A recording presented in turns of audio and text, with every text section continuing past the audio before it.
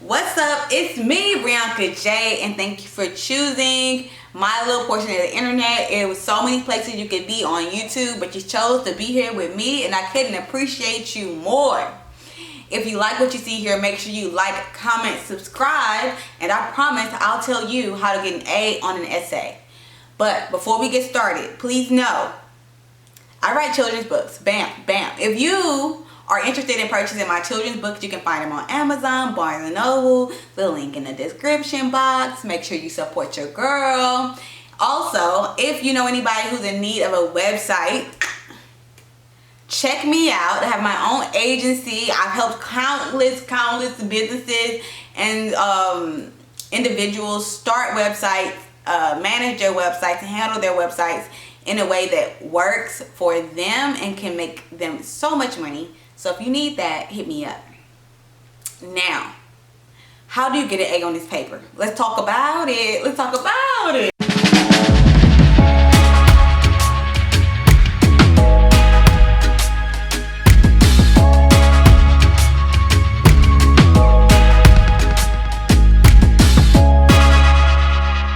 Okay, so getting an A on paper is really not as hard as we think it is. Sometimes we're in the midst of the college experience, in the midst of the high school experience, we're tackled with all these freaking assignments, and then the work gets emotional rather than logical. So try to avoid getting a very strong emotional response to your work, and I can almost guarantee you can tackle it with so much more ease when you're not like stressed or anxious about it. The first thing you need to do is make sure you like understand your prompt, right? Let me get into the tips now, the tips. One, detach yourself from the emotion. You're not emotional. You're really just trying to get this done, and we're going to do it like fixing a car. Step 1, step 2, step 3, right? We're not going to rush. We're not going to get in our feelings about it. We're just working. We got to start one by doing the research. What are we writing about? What's important to know? What is the prompt? If we can stay on task with that, we're pretty good. Then we need to go ahead and get an outline. Most people get a bad grade 99% of the time because the essay is not organized correctly. It's not about word count. It's not about being clever.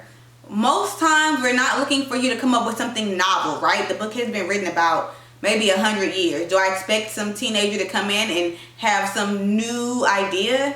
It would be cool, but I just want to make sure you can write. So organize your paper. Use the stupid Formulate Rubric. I'm telling you, it works. That's why it exists. You can deal with style, voice, and diction later. Use the Rubric to help you build a skeletal idea of what you're going to write about.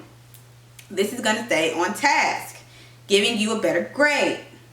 The second thing, a thesis. What is your perspective? What is your point of view? Make sure you have a clearly written thesis to write about. Your thesis is going to guide the whole paper. So make sure you have a strong thesis, and you're going to have a strong paper. The next thing you need to do is sources. Reliable sources is going to be 99% of the time, use the book you guys are writing about. Use the work you guys are writing about. The next thing you can use a work that was written about the work you're writing about. Stay away from popular commercial sites like study charts, lit charts, cliff notes, all of that, and go for, if you're going to go on Google and look for sources, either type in Scholar Google and Scholar colon, and I type in either the prompt or the book I'm writing about, or I type in the prompt or the question I have, and then I type in the word PDF. This will give me a better source than just using Google as it is. So you can use Google Scholar, or you can type in your question and put PDF, so it populates PDFs to you. And if it's going to populate PDFs, it's more than likely going to give you a written document that can be used as a really good source for your paper. So these are some of my tricks I've learned to get a better grade.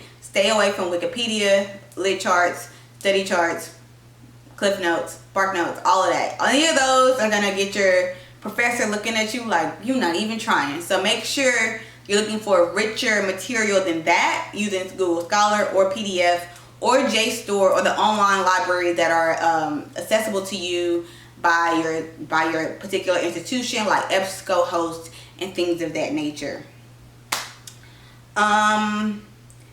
Now that you have, so we basically had a thesis, we put everything in a formula as far as our template, right, our organizing template, and then we got our sources. So now we got to just fill in the rest of it with like style, voice, diction.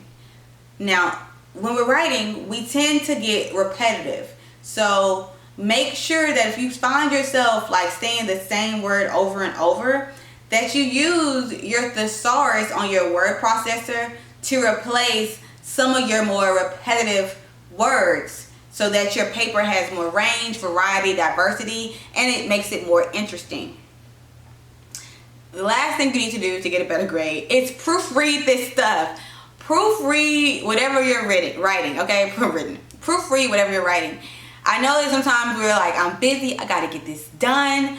I found the website paperrater.com like closer to the end of graduate school, and it never steered me wrong. So anytime I finished a paper, I dropped it in PaperRater. It told me what grammar I used, whether I was an active voice or passive voice, how to get better transition words, how my vocabulary stacked up to my peers, and it even gave me like a dummy grade on the paper. This will show you where your errors are, what you need to fix, where you can grow. Utilize their feedback to make your paper better. Another one is Grammarly. I didn't care for Grammarly too much. I think it just focuses on like your grammatical errors, which I think many websites do pretty well, including Google Docs, but it is an option. Whatever you do, make sure before you turn in your final work, you have read your work more than once and made updates to what you've written. If you are in a time crunch, you don't have fresh eyes, and that's why you have to use these third-party services to get it right. But either way, doing these little things, tweaks in nature, it's probably going to help you get a way better grade because you have a clear idea of how to write a better paper. Lastly, read the rubric. Any English course comes with a rubric, and that's when they tell you exactly what they need you to do. And though I've probably already hit them all on the head here because I have a master's in English. I've had so many English teachers, as well as I've been an English teacher, pretty much know what we're looking for. But it doesn't hurt to read the rubric because this will tell you exactly what your professor wants from you and your writing. That's my little take on it. If you have any more tips, tricks, and ideas on how to get an A on your essay, drop them in the comment box below. And make sure you like, comment, and subscribe on this video. So I can help you guys out more because you get so much.